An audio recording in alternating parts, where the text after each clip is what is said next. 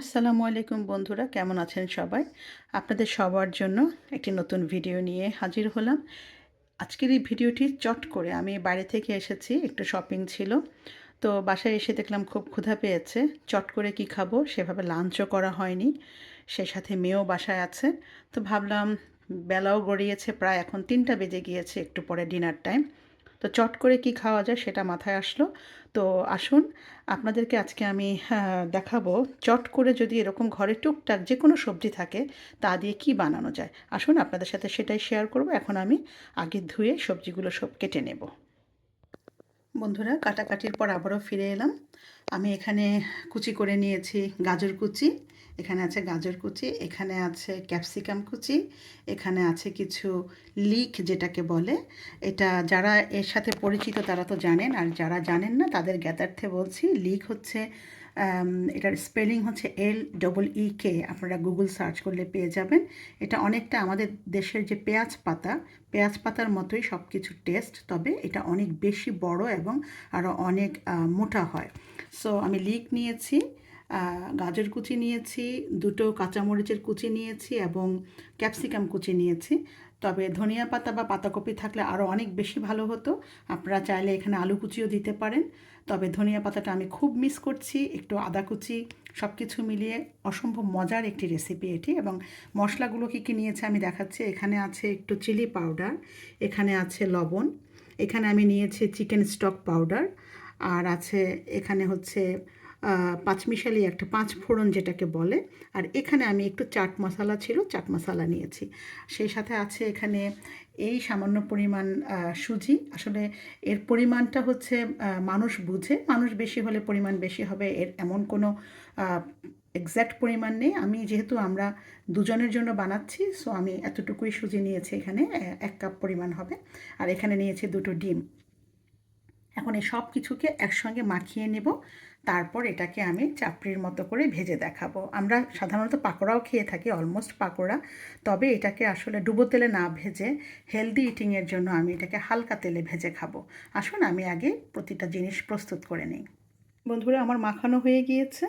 এখন আমি দুটো ভাগ করে নিয়েছি, যেহেতু মেয়ে পরে খাবে, সেজন্য সে একটু পরে আসবে। আমি প্রথমে এটা ভেজে নিচ্ছি এবং এখানে একটু চিলির পরিমাণ, আমি স্পাইস খুব লাইক করি স্পাইসি ফুড, যে কারণে আমার এখানে আমি একটু চিলির পরিমাণটা বেশি দিয়েছি। আর ভাজার জন্য আমি নিয়েছি সেসমি অয়েল, যেটাকে বলে তিলের তেল। যে কোনো তেলে এটা ভাজা যাবে।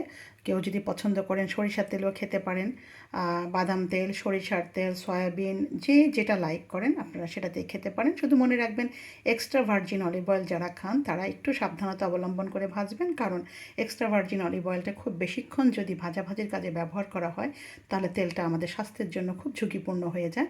খুব মৃদু আঁচে হালকা খাবার যেগুলো, তাতেই শুধুমাত্র olive oil, extra virgin olive অয়েলটা ইউজ করা যায়। তবে যদি কেউ কুকিং অলিভ অয়েল যেটা কুকিংয়ের জন্য ইউজ করা হয় সেটা কেনেন, তাহলে আপনারা সম্পূর্ণভাবে নিরাপদে সেটা খেতে পারেন। চলুন এখন ভাজার জন্য যাওয়া যাক। তেল অলমোস্ট গরম হয়ে গিয়েছে, এখন আমি তেলে দিয়ে দিব। যেহেতু এক হাতে ভিডিও করছি, আমাকে তেলে দেওয়ার সময় একটু ফোনটা রাখতে হচ্ছে, কারণ একা আর পারছি না। বন্ধুরা, সাথেই থাকুন। ফ্রাই প্যানে দেওয়া হয়ে গিয়েছে বন্ধুরা। এভাবে মাখানো জিনিসটি এভাবে ফ্রাই প্যানে দিয়ে সুন্দর করে ছড়িয়ে দেবেন। একটা স্পুন দিয়ে সুন্দর করে একটা রুটি পরোটার একটা অথবা চাপড়ির মতো করে শেপ দিয়ে দিবেন। দেওয়ার পরে আমি এটা ঢেকে দিব 5 মিনিটের জন্য। 5 মিনিট পরে আবারও ফিরে আসছি বন্ধুরা। 5 মিনিট পরে ফিরে এলাম বন্ধুরা, ভেতরে দেখি কি অবস্থা।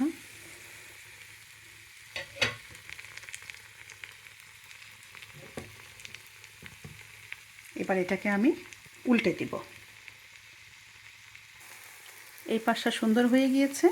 আবার কিছুক্ষণের জন্য অপেক্ষা করব যাতে ওই পাশটা হয়ে যায়। এখন আপাতত না ঢাকলেও চলবে, তাহলে ক্রিস্পি ভাবটা একটু কম হবে। যেহেতু এক পাশ হয়ে এসেছে, এক পাশ হয়ে যাওয়ার কারণে বন্ধুরা অন্য দিক হতে খুব বেশি একটা সময় লাগবে না। আর প্রয়োজনে আপনাদের যদি মনে হয়, আমি একটু ছোটো ফ্রাই প্যানে করেছি যে কারণে এটাকে চেঞ্জ করতে বা উল্টাতে একটু সমস্যা। যদি আপনারা বড় ফ্রাই প্যানে করেন তাহলে আপনারা মাঝখানে কেটে নিয়ে ঠিক এই বরাবর যদি কেটে নেন, কেটে নিয়েও এটাকে আপনারা উল্টাতে পারেন। তো আরও কিছুক্ষণ অপেক্ষা করি, ওই পাশটা হয়ে আসলে তারপরে আপনাদেরকে দেখাবো কিভাবে পরিবেশন করব। বন্ধুরা, অন্য সাইডটাও হয়ে গিয়েছে, দেখুন এই পাশটা হয়ে গিয়েছে। সো এখন আমরা এটাকে নামিয়ে সুন্দর করে পরিবেশন করব। বন্ধুরা, পরিবেশনের সুবিধার্থে আমি সুন্দর করে এটাকে কেটে নিয়েছি, কেটে টুকরো করে নিয়েছি। পাশে একটু সস, যে কোনো ধরনের সস বাসায় থাকে, যার যেটা পছন্দ, mayonnaise sauce, chilli sauce, sweet chilli sauce, যেটা যার কাছে থাকে, যে যেটা পছন্দ করে সেই সস দিয়ে গরম গরম আপনারা খাবেন আশা করি।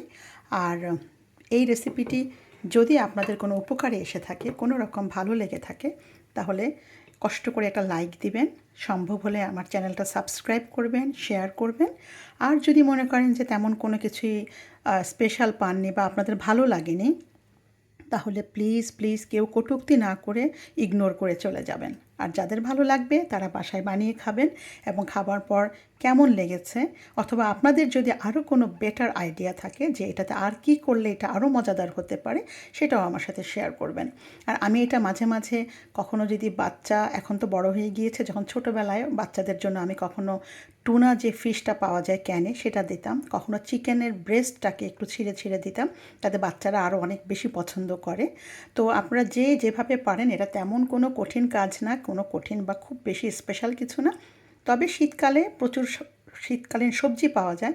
যে সমস্ত বাচ্চারা সবজি খেতে চায় না, তাদেরকে সবজি খাওয়ানোর জন্য অত্যন্ত সহজ একটা উপায় বলে আমি মনে করি, তারা পছন্দ করবে। আর শীতকালে তো একটু ঝাল খাবার, একটু ভাজা পোড়া ভালোই লাগে। আশা করি আপনারাও এটা ট্রাই করবেন বাসায় এবং ভালো লাগবে। তো সবাই ভালো থাকুন, সুস্থ থাকুন, পরস্পরকে দোয়ায় স্মরণ রাখুন। আর চেষ্টা করব আমরা যতটুকু সম্ভব আমাদের সামর্থ্যে সবাই যেন আমরা ভালো কাজ করি এবং নিজের জিহ্বাকে সংযত করি, আমরা যেন কাউকে কথা দিয়ে কটূক্তি করে কাউকে কষ্ট না দেই। আল্লাহ হাফিজ বন্ধুরা, কথা হবে পরবর্তীতে অন্য কোনো ভিডিওতে।